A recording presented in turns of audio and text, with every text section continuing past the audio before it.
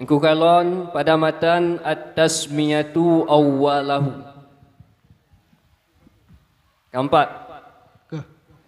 Jadi sinan engku pegah disunnatkan membaca bismillah pada awalnya wudu.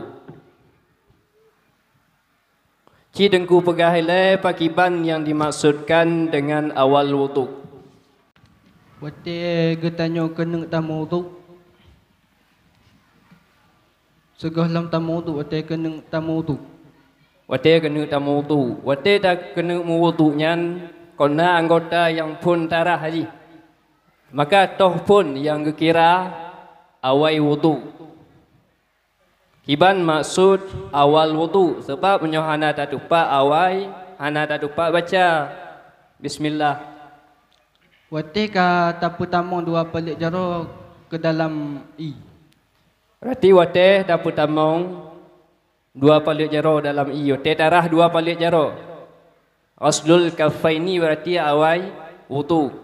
Dia wate kena rah dua palit jaro terbaca tasmiyah. Artinya Dema pakon dengku hana aku pujuk bersiwak mentong sebagai awal wudu.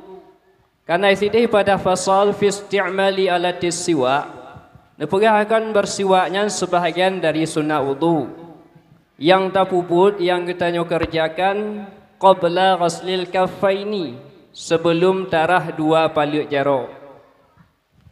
Karena sunat baca tasmiyahnya ji sunat qauliyah. Adapun tak baca bismillah baca tamu siwaknya sunat yang fi'liyah yang segah lam tamu wudu.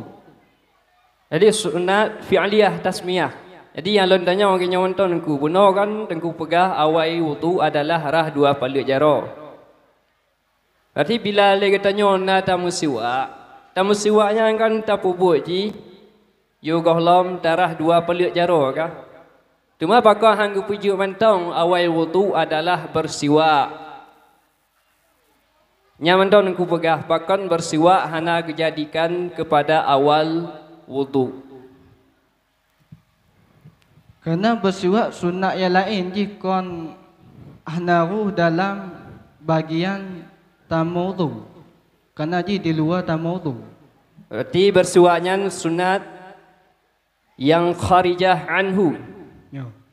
Sunat yang di luar wudu. Pakon bersiwaknya cuma hana keperuh ke dalam sunat yang terpubut di dalam wudu, kira yang kharijah yang di luar. Kerana di sunat fi'liyah yang pun tak puput siwak. Adapun lehnya tak maudu yang beda.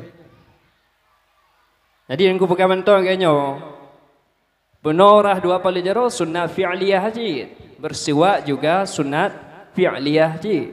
Sama-sama keduanya fi'liyah. Cuma beda menyo siwak kharijah. Menyo aslul kafaini dakhilah. Jadi yang kurung pun kamu pakon bersiwaknya gepuruh ke dalam pudokun yang di luar wudu. Hana kategorikan yang di dalam wudu. Kerana menyetarah dua jaronya sunat fi'liyah yang kira dalam bagian tamu wudu. Munyo mesiwaknya kau bagian daripada wudu. Kaji.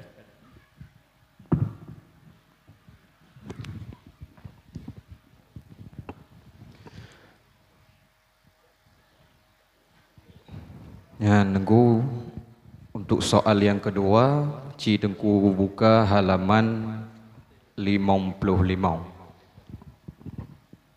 Qauluhu wal istinsyaqu ba'dal madmadah.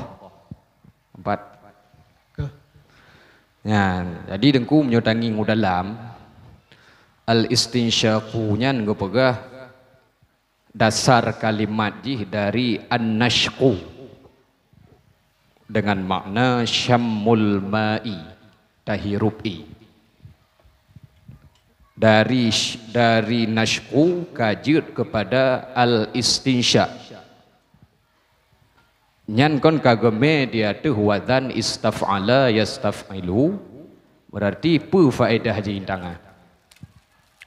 Talab. Talab. Kiban maksud talab dah pakai ba wal istinsyaku.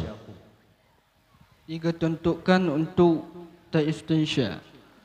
Berarti wal istinsyaku nyan talab. Meno dengku. Menyo kita nyo pegah talab. Pi amar nyan pi talab. Jino rodoh beda pi amar yang menunjuki kepada talab dengan al istinsya yang dah pegah lagi tanya taknya ji talab ji.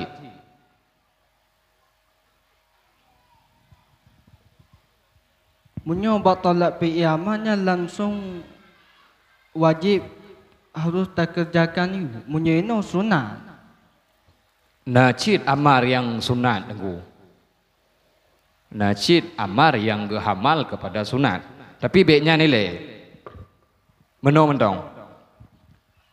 Wate tak pegah lagi tanya istaf'ala nyan talab. Menyolang kitab Matan Bina dengku. Talabnya na dua buah macam je. Talab hakiki ataupun talab takdiri.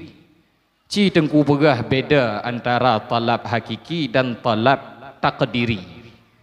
Untuk je tak pakai ba wal istinsyaku. Nah ingat iban talab hakikikah atau takdiriyah atau takdiri. Nyalam syarah kitab Matan Bina wal Asas.